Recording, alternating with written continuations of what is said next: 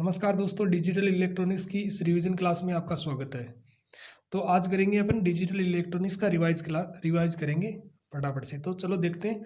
तो आपको एक तो होता है आपका एनालॉग इलेक्ट्रॉनिक्स, समझते हैं एनालॉग इलेक्ट्रॉनिक्स। तो एनालॉग के अंदर क्या होता है कि आपका मान होता है वो एनालॉग आपके इस तरीके से दर्शाते हैं, जैसे आपके साइनसोइडल है तो वो आपकी ऐसे मतलब एक ग्राफ के थ्रू दर्शाएगा। एनालॉग का मतलब होता है पैमाना, पैमाने पे जो पूर्व अंकित पैमाना होता है उसके अंदर अपन कुछ वैल्यू लिख देते हैं, तो वैल्यूज के अंदर उसके मान अपन को दर्शाते हैं, वो होता है आपका एनालॉग। और डिजिटल के अंदर क्या होता है, डिजिटल के अंदर आपको डिजिट के अंदर संख्या दिखाई देती है, जैसे कि आपकी 0 और 1 हो गया, ये आपकी सिग्नल के थ्रू अपन क्या करते हैं, अपन को कुछ दिखाई देता है, तो वो होता है आपका डिजिटल इलेक्ट्रॉनिक्स।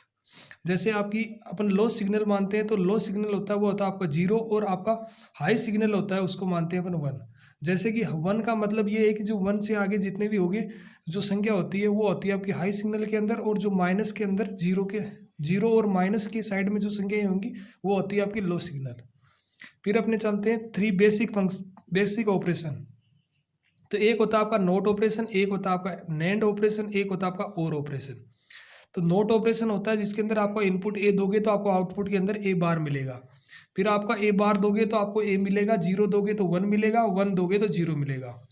और एंड के अंदर क्या होता है आपका, एंड का मतलब होता है मल्टीप्लाई से। तो ए डॉट ए यानी ए डॉट ए इनपुट में दोगे तो आपको ए मिलेगा, और ए डॉट ए बार करोगे तो आप 0 मिलेगा, ए डॉट ए 1 करोगे तो आपको ए मिलेगा, और ए डॉट 0 करोगे तो 0 मिलेगा। फिर और के अंदर चलते हैं।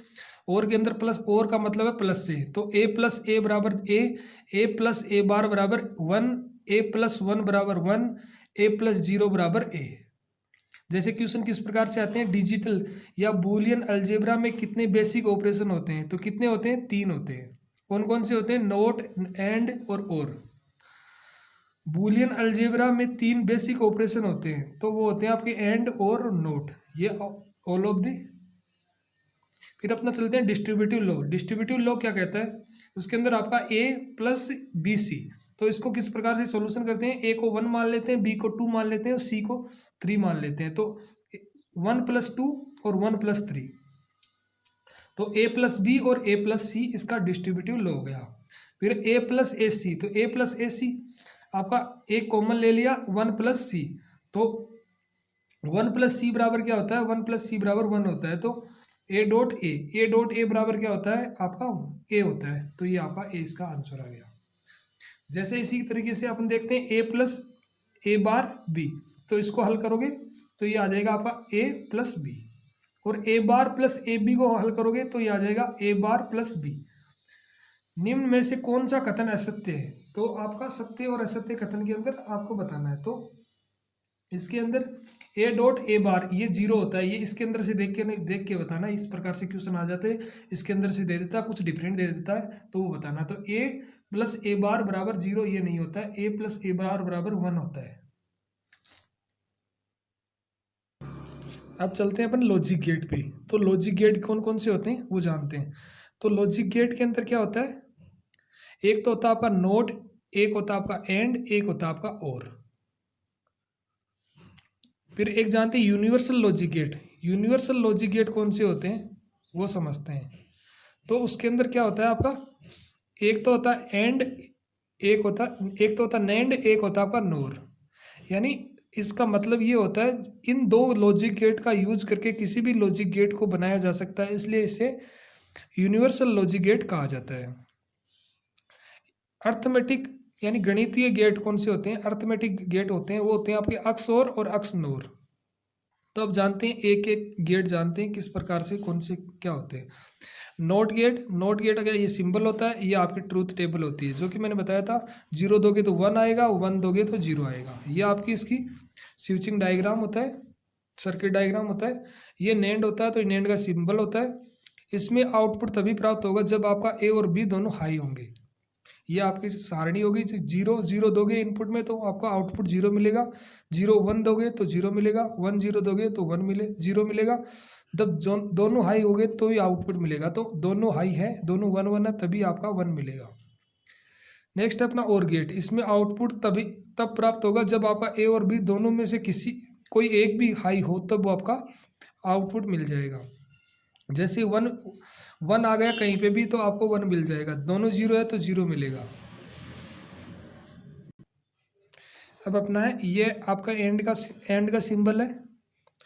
फिर बात करते हैं अपन नोर की और नेंड की। तो नेंड क्या ये सिंबल होता है, एंड के अंदर ये आपका बम्बल्स लगा रहता है तो ये आपका नेंड हो गया। यहाँ पे नोर का होता है तो नोर के आगे ये बम्बल लगा रहता है तो ये आपका नोर हो जाता है। नो और का उल्टा नोर होता है, तो और का ये होता है आपका वाई बराबर होता है A+B, तो इसका बार हो जाता है नोर का। और ये सेम टू सेम रहता है आपका एंड का उल्टा रहता है आपका नेंड। तो एंड प्लस नोट मिलकर आपका नेंड बनाते हैं, तो वाई बराबर हो गया A+B की बार। तो इसकी ये ट्रुथ टेबल है, ये आपको ये आपकी ओर से उल्टी हो जाएगी, ये आपकी एंड से उल्टी हो जाएगी। ये होता है आपका अक्स नोर, ये होता है अक्स ओर। तो अक्स ओर के अंदर क्या होता है, अक्स नोर के अंदर देखते हैं पहले।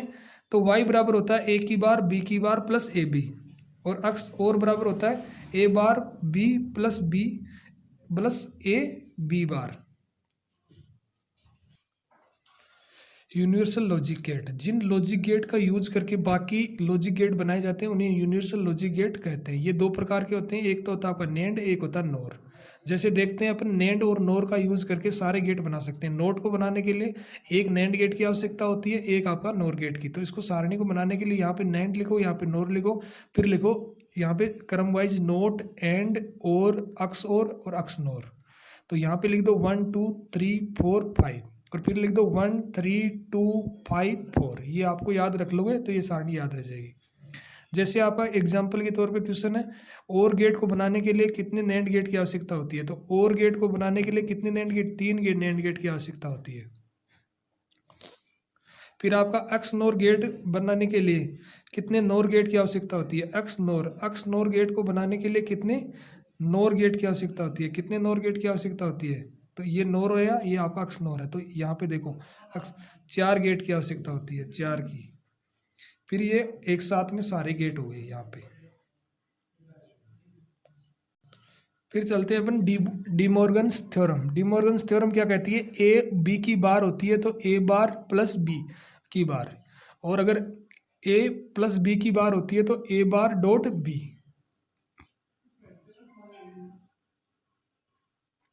अगर ऊपर में डबल बार हो तो ये कैंसिल हो जाती है आपकी। बी सी डी की, ऐसे जैसे बी सी डी की बार है तो बी सी डी की बार है तो बी की बार प्लस सी की बार प्लस डी की बार, ये इस प्रकार से होता है। वाई बराबर A+B डॉट सी आउटपुट मिलता है, यानी ये इस प्रकार से अपन को इक्वेशन दी गई है, इसका आपको डायग्राम बनाना। तो डायग्राम किस प्रकार से बनाएंगे, ये किसका होता है A+B, ये होता है आपका और गेट का, तो ये और गेट का सिंबल हो गया। फिर ये डॉट किससे होता है, डॉट होता है आपका एंड से, यानी मल्टीप्लाई किससे होता है, एंड से, तो एंड से मल्टीप्लाई करके ये बन गया। फिर इसी डायग्राम देख के आपको इक्वेशन लिखनी है, ये इक्वेशन लिखना मैंने बता दिया आपको। अब अपना टॉपिक रहेगा नंबर सिस्टम। नंबर सिस्टम के अंदर अपने कौन कौन से नंबर सिस्टम आते हैं। एक तो आता है आपका बाइनरी सिस्टम, एक आता है आपका ओक्टल सिस्टम, एक आता है आपका डेसिमल सिस्टम, एक आता है आपका हेक्साडेसिमल सिस्टम। बाइनरी के अंदर बेस होता है आपका 2, जिसके अंदर 0 और 1 काम में लिया जाता है। ओक्टल के अंदर 8 बेस होता है और इसके अंदर 0 से लेकर 7 तक काम में लिया जाता है। फिर आपका डेसिमल की बात करें तो 10 बेस होता है और 0 से लेकर 9 तक ये काम में ली जाती है संख्या। फिर अपनी डेसिमल की, हेक्साडेसिमल की बात करें तो इसका 16 बेस होता है और 0 से लेके आपकी 15 तक, यानी 0 से लेके 9 तक तो आपके डिजिट रहते हैं। फिर आपका अल्फ़ाबेट चलते हैं ए से लेके एफ तक। फिर अपन देखते हैं decimal to other code conversion, यानी डेसिमल से और कोडों के अंदर किस प्रकार से चेंजेबल करते हैं। तो अपना डेसिमल टू बाइनरी कन्वर्जन, तो 75 का बेस अपना 10 दिया हुआ है तो इसको आपको बाइनरी के अंदर कन्वर्ट करना है। तो किस प्रकार से करते हैं, इसके अंदर 75 के अंदर अपना गुणनखंड करते हैं, फैक्टर्स निकालते हैं, इसके टुकड़े करते हैं। तो फैक्टर करते हैं तो आपका इससे पहले देंगे 2 का भाग, तो यहाँ 37 आएगा, ये आपका एक आपकी कैरी बच जाएगी, एक आपका माइनस बच जाएगा। जैसे जैसे बचेगा फिर नीचे से आपका ऊपर लिखेंगे, यानी 1 0 0 1 0 1 1, ये आपकी यहाँ पे लिख के फिर इसका बेस लगा देंगे 2। फिर ये जैसे आपका पॉइंट वाली संख्या है, इसको किस प्रकार से निकालते हैं, जैसे आपकी 29.625 डेसिमल के अंदर दिया गया है तो इसको किस प्रकार से निकालते हैं। तो इसको निकालने के लिए वही संख्या है 29 को, तो सेम टू सेम ऐसे ही निकालेंगे। पहले इसके गुणनखंड करेंगे, नीचे से ऊपर तक लिखेंगे, जैसे 1 1 1 0 1 ये लिख देंगे।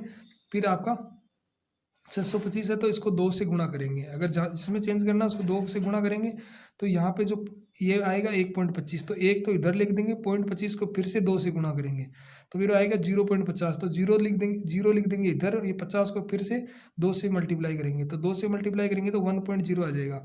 1.0 आते ही फिर आपका 1 आ गया, आगे 0 आते ही इसको खत्म कर देना, फिर आपका ये लिखा जाएगा ऊपर से नीचे तक, यानी 101।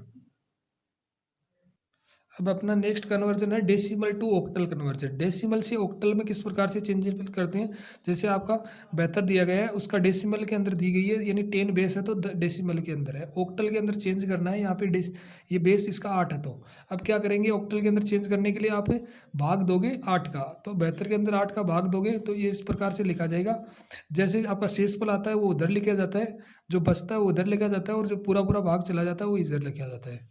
तो आपका यहाँ पे लिखा जाएगा, यहाँ इधर से लिखा जाएगा आपका 8 का इधर से भाग दिया जाता है, तो यहाँ पे 110, तो 110 ये ऑक्टल के अंदर चेंज हो गया। फिर इसी प्रकार से अपन 85 को डेसिमल के में दिया हुआ और ऑक्टल के अंदर चेंज करना है, तो 85 के अंदर पहले 8 का भाग देंगे तो ये आ जाएगा आपका 10 8 80, 5 बच की कैरी, फिर आपका 5 बच के शेषफल, फिर 8 का भाग देंगे, एक बार जाएगा और आपका 2 शेषफल बच जाएगा, फिर आपका 8 का भाग देंगे तो ये आपका 0 बार जाएगा और आपका 1 शेषफल बच जाएगा, तो 125 आ जाएगा ऑक्टल के अंदर। फिर आपका है डेसिमल टू हेक्सा डेसिमल के अंदर चेंज करना, तो आपकी 89 डेसिमल में दिया हो और आपका हेक्साडेसिमल के अंदर चेंज करना है, तो वही मेथड है आपका, गुणनखंड करो सारे, तो 16 का भाग दोगे तो 16 5 80, तो 5 आपकी 5 बार भाग गया और 9 आपका शेषफल बच गया, फिर 16 5 के अंदर 16 का भाग देंगे तो जाएगा नहीं, 0 बार जाएगा और 5 शेषफल बच जाएगा, तो अपन लिखेंगे 5 9, यानी 59 ये आपका हेक्साडेसिमल के अंदर कन्वर्ट हो गया।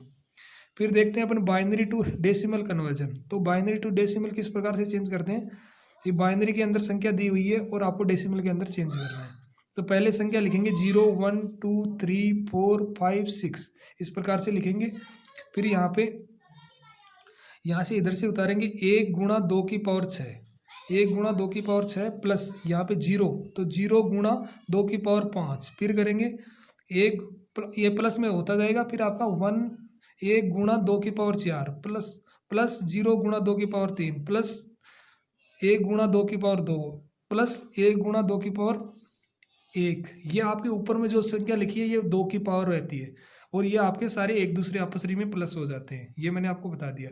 फिर इसका सॉल्यूशन करोगे तो आ जाएगा 86, तो 86 ये डेसिमल के अंदर चेंज हो गया। फिर अपन देखते हैं पॉइंट वाली को किस प्रकार से कन्वर्ट करते हैं, पॉइंट वाली अगर बाइनरी में दी गई हो तो डेसिमल के अंदर किस प्रकार से कन्वर्ट करते हैं, तो ये इधर वाली तो ये सेम टू सेम इस प्रकार से 0 1 2 3 इस प्रकार से जितनी आगे चलती रहती है, फिर इधर चलती रहती है आपकी ये 0 से, तो यही इधर चलती है -1 -2 -3, तो ये आपकी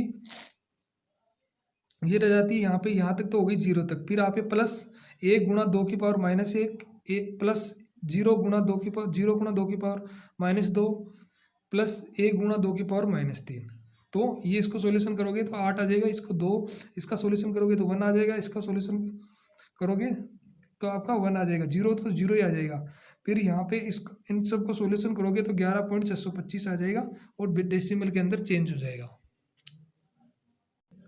फिर अपना नेक्स्ट कन्वर्जन है ऑक्टल टू डेसिमल कन्वर्जन, जिसके अंदर आपका 75 दिया गया है, ऑक्टल के अंदर डेसिमल के अंदर चेंज करना है, तो 75 को 7 गुणा 8 की पावर 1, यहाँ पे 0 1 इधर से लिखते जाते हैं 0 1 2 3 4 5, तो यहाँ पे 7 गुणा 8 की पावर 1 प्लस 5 गुणा 8 की पावर 0, तो ये हो गया आपका 61, ये हो गया डेसिमल के अंदर चेंज। फिर देखते हैं अपन हेक्साडेसिमल टू डेसिमल कन्वर्जन, जैसे दिए गए 4 5 F, इसको डेसिमल के अंदर चेंज करना है, तो क्या करेंगे 4 गुणा 16 की पावर 2, यानी इधर से लिखते जाते हैं 0 1 2, तो आपकी 16 की पावर 2 16 की पावर 1 आपकी ये हो गया, ऐप को लिखते हैं अपन 15, तो ऐप को 15 गुणा 16 की पावर 0, फिर इसका सॉल्यूशन करेंगे तो 1119 इसका डेसिमल के अंदर कन्वर्ट हो जाएगा।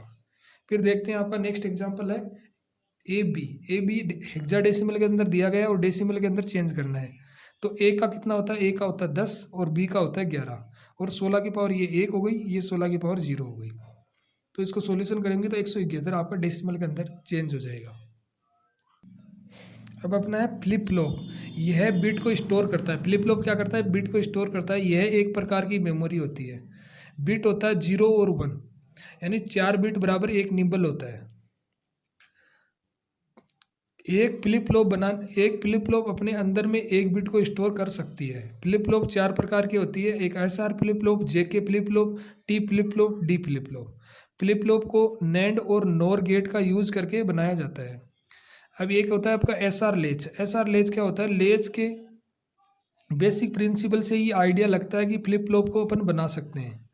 तो ये होता है आपका नेंड। नेंड के अंदर क्या होता है? नेंड का इस प्रकार से डायग्राम बनाया जाता है, इस प्रकार से सर्किट तैयार किया जाता है जिससे आपको लेस एसआर लेस बनाते हैं पहले। तो लेस को बनाने के लिए इस प्रकार से ये आपकी ट्रूथ टेबल है, इसको आप देख लो। ये आपके इतना डीपली आपको आएगा नहीं।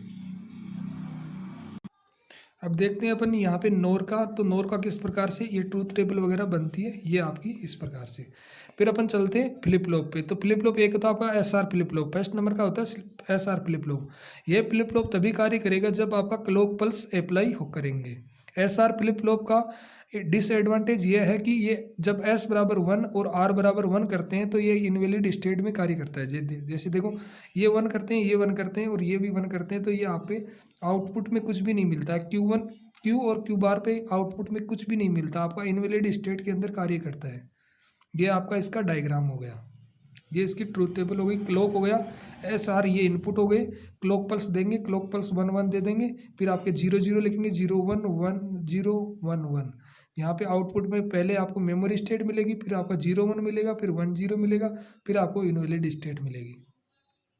फिर 2 नंबर का फ्लिप फ्लॉप है अपना जेके फ्लिप फ्लॉप। यह एक यूनिवर्सल फ्लिप फ्लॉप है जिसका यूज़ करके हम कोई भी फ्लिप फ्लॉप बना सकते हैं। यह फ्लिप फ्लॉप जे बराबर 1 और के बराबर 1 कंडीशन में भी कार्य करता है, यानी पिछले वाला का डिसएडवांटेज इसमें दूर हो जाता है। ये इसका डायग्राम होता है। क्लॉक प्लस क्लॉक पल्स होती है, 1 1 देते हैं, और जे के में जे और के इनपुट रहता है और क्यू बार आपका आउटपुट रहता है। क्यू और क्यू बार आउटपुट रहता है। तो पहले 0 0 0 1 1 0 1 1।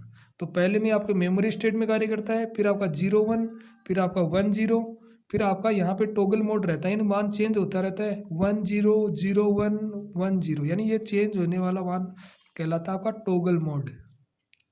एक होता है आपका रेस अराउंड कंडीशन होती है। इसको कम करने के लिए अपना मास्टर स्लेव फ्लिप फ्लॉप का प्रयोग करते हैं। फिर अपन जानते हैं T flip flop. T flip flop का पूरा नाम होता है टॉगल या ट्रिगरिंग फ्लिप फ्लॉप। एक होता है आपका डी फ्लिप फ्लॉप जिसका फुल फॉर्म होती है कि डाटा फ्लिप फ्लॉप या डिले फ्लिप फ्लॉप। ये इस प्रकार से इसका ट्रूथ टेबल वगैरह सारणी होती है। ये आपके इतना ही ध्यान में रखना है। फिर अब अगला टॉपिक रहेगा अपना माइक्रो प्रोसेसर। माइक्रो प्रोसेसर क्या होता है? माइक्रो प्रोसेसर यानी इस प्रकार से बना रहता है जिसके अंदर आपको इनपुट और माइक्रो प्रोसेसर आउटपुट और मेमोरी लगी रहती है। तो क्या करते हैं इसके अंदर माइक्रो प्रोसेसर? एक होता है इसके अंदर आपका ALU की फुल फॉर्म होती है आपकी अर्थमेटिक लॉजिक यूनिट। रजिस्टर क्या होता है? एक बिट को स्टोर करने के लिए एक फ्लिप फ्लॉप की आवश्यकता होती है तथा n बिट को स्टोर करने के लिए यानी ज़्यादा बिट को स्टोर करने के लिए हम रजिस्टर का यूज़ करते हैं। फिर जानते हैं अपना प्रोसेसर कौन सी साल में आया था और कितने बिट का आया था। तो 4004 माइक्रो प्रोसेसर है जो कि आपको 1971 के अंदर आया था, 4 बिट का होता है। फिर आया था आपका 8008, ये 1972 के अंदर आया था और ये 8 बिट का होता है। फिर आया था अपना 8085 यानी 8085, यह आपका 1976 के अंदर आया था, 8 बिट का होता है। फिर आया था 8086 यानी 8086, यह आया था 1978 के अंदर, 16 बिट का होता है। माइक्रो प्रोसेसर की जानते हैं, ये आपकी डायग्राम होता है। तो माइक्रो प्रोसेसर के अंदर आपका एक तो ALU लगा रहता है, एक रजिस्टर एरे कंट्रोल यूनिट लगा रहता है, सिस्टम बस लगी रहती है और इनपुट आउटपुट लगा रहता है और मेमोरी लगी रहती है। अब आगे जानते हैं अपने एड्रेस बस। एड्रेस बस होती है वो होती है आपकी 16 बस की यूनी डायरेक्शनल, इसकी दिशा होती है यूनी डायरेक्शनल में के अंदर कार्य करती है, जो सिर्फ एक दिशा के अंदर कार्य करती है, यानी एक ही दिशा के अंदर कार्य करती है। डाटा बस होती है वो होती है आपकी 8 बिट की यानी 8 बिट की होती है, बाई डायरेक्शनल होती है, दोनों दिशाओं के अंदर कार्य करती है। एक होता है आपका general purpose register. General purpose के लिए 6 रजिस्टर होते हैं, प्रत्येक 8 बिट के लिए होता है। जैसे आपका BCDEHL ये आपके जनरल पर्पज रजिस्टर होते हैं। अपन 16 बिट को काम में लेने के लिए इन दोनों का ग्रुप बनाते हैं, BC का ग्रुप बनाते हैं और DE का ग्रुप बनाते हैं और HL का ग्रुप बना के अपन 16 बिट के लिए काम में लेते हैं। फिर जानते हैं माइक्रो प्रोसेसर 8085 का हार्डवेयर प्रोग्रामिंग मॉडल। तो इसके अंदर क्या क्या लगा रहता है, एक लगा रहता है आपका एक्यूमुलेटर, एक ALU, एक फ्लेक्स लगे रहते हैं और इंस्ट्रक्शन डिकोडर लगे रहते हैं। फिर आपका रजिस्टर एरे जिसके अंदर BCDEHL, फिर आपका मेमोरी पॉइंटर और रजिस्टर। एड्रेस बस होती है 16 बिट की होती है, यूनी डायरेक्शनल होती है। और डाटा बस होती है 8 बिट की होती है, बाई डायरेक्शनल लगी रहती है। फिर अपना कंट्रोल सिग्नल्स होते हैं और टाइमिंग एंड कंट्रोल यूनिट होती है। अब जानते हैं सॉफ्टवेयर प्रोग्रामिंग। सॉफ्टवेयर प्रोग्रामिंग के अंदर एक्यूमुलेटर और फ्लैग रजिस्टर, जिसके अंदर ए होता है वो आपका 8 बिट और F बराबर आपका 8 बिट का होता है, B बराबर 8 बिट का होता है, D भी 8 का होता है, H भी 8 बिट का होता है, C भी आपका 8 बिट का होता है, E भी आपका 8 बिट का होता है, L भी आपका 8 बिट का होता है। ये इधर फ्लैग रजिस्टर है, ये आपका एक्यूमुलेटर है। स्टैक पॉइंटर इसको SP से डिनोट किया गया है और आपका 16 बिट का होता है। प्रोग्राम काउंटर इसको PC से डिनोट किया गया 16 बिट का होता है। डाटा बस होती है वो 8 बिट की बस 8 लाइन की होती है और एड्रेस बस है वो आपकी 16 लाइन की होती है। फ्लैग रजिस्टर होता है वो होता है आपका S Z SC P और CY। ये इसके अंदर ये भरा जाता है D0 D1 D2 D3 D4 D5 D6 D7। जिसके अंदर S लिखा है, S का मतलब है साइन फ्लैग, Z का मतलब है जीरो फ्लैग, AC का मतलब है ऑक्सिलरी फ्लैग और P का मतलब है पेरिटी फ्लैग और CY का मतलब है कैरी फ्लैग और X जहाँ पे ये से लिखा है ये इग्नर यानी खाली है, यहाँ पे कुछ नहीं है, यहाँ पे इग्नर है। अब ये कोई एक्स्ट्रा चीज़ है आपकी 8085 माइक्रो प्रोसेसर का पिन डायग्राम है, जिसके अंदर टोटल आपकी 40 पिन होती है। ए जहाँ पे लिखा है उसका मतलब है आपका एड्रेस बस, D जहाँ पे लिखा है उसका मतलब है आपका डाटा बस। यहाँ पे इसकी पिन होती है तो आपकी ये 40 पिन होती है, टोटल इसकी 40 पिन होती है। तो किस प्रकार से होती है वो, 1 नंबर की पिन होती है X1, 2 नंबर की होती है X2, 3 नंबर की होती है आपकी रीसेट आउट, 4 नंबर की होती है SOD, 5 नंबर की होती है SID, 6 नंबर की होती है आपकी ट्रेप और 7 नंबर की होती है RST 7.5 और 8 नंबर की होती है RST 6.5 और 9 नंबर की होती है RST 5.5 और 10 नंबर की होती है आपकी INTR। फिर 11 नंबर की होती है INTA। फिर आपकी 12 नंबर की होती है AD0। AD0 से लेके आपकी AD8 तक ये 20 नंबर पे चलती है। फिर आपकी यहाँ पे A8 से लेके A15 तक चलती है 28 नंबर पिन से। फिर आपकी ये आपकी डाटा बस, ये है आपकी इधर वाली है, ये आपकी एड्रेस बस, A से आपकी एड्रेस बस 12 से लेके 28 तक है। ये आपकी एड्रेस बस की तरह कार्य करती है, 16 बिट की होती है और ये होती है आपकी डाटा बस। और ये RS ये 6 नंबर से लेके 11 नंबर तक है, ये इंटरप्ट है।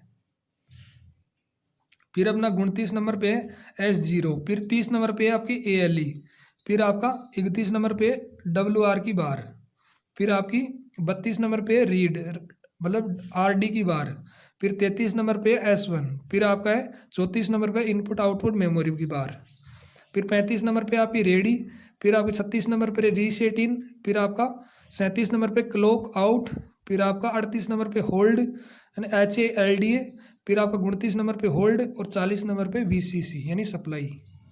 तो ये आपकी इसकी पिन डायग्राम हो गया 8085 का। अब देखते हैं 8085 अब किस प्रकार से माइक्रो प्रोसेसर अपना टॉपिक रहा था, उसका क्वेश्चन किस प्रकार से आते हैं। जैसे 8085 माइक्रो प्रोसेसर में कितने जनरल पर्पज रजिस्टर होते हैं, तो उसमें होते हैं 6। कौन कौन से होते हैं, BCDEHL यानी 8 बिट के होते हैं। 8085 माइक्रो प्रोसेसर में फ्लैग रजिस्टर कितने बिट का होता है, वो होता है आपका 8 बिट का। 8085 माइक्रो प्रोसेसर में ट्रेप इंटरप्ट किस पिन पर कनेक्ट होता है, तो वो होता है आपका 6 नंबर पे पिन पर। फिर अपना सबसे पहला माइक्रो प्रोसेसर कौन सा था, वो था आपका 4004 यानी 1971 के अंदर आया था, 4 बिट का होता है। फिर अपना सबसे पहला 8 बिट का माइक्रो प्रोसेसर कौन सा है, तो वो है 8008। फिर आपका 8085 माइक्रो प्रोसेसर किस वर्ष आया था, तो वो आया था आपका 1971 के अंदर। फिर अपना 8085 माइक्रो प्रोसेसर में कितनी बिट होती है, तो उसमें होती है आपकी 8 बिट। फिर आपका 8086 माइक्रो प्रोसेसर कितनी बिट का होता है, तो वो होता है आपका 16 बिट का। फिर अपना डाटा बस में कितनी बिट होती है, तो डाटा बस में होती है वो तो आप 8 बिट। फिर आपका 8085 माइक्रो प्रोसेसर में कितनी पिन होती है, तो वो होती है 40 पिन। फिर 8085 माइक्रो प्रोसेसर में प्रोग्राम काउंटर कितनी बिट का होता है, तो वो होता है आपका 16 बिट का। तो ये हो गया आपका डिजिटल इलेक्ट्रॉनिक्स का भी रिवीजन कंप्लीट। तो थैंक यू दोस्तों, अगर वीडियो अच्छा लगे तो लाइक एंड शेयर ज़रूर करें।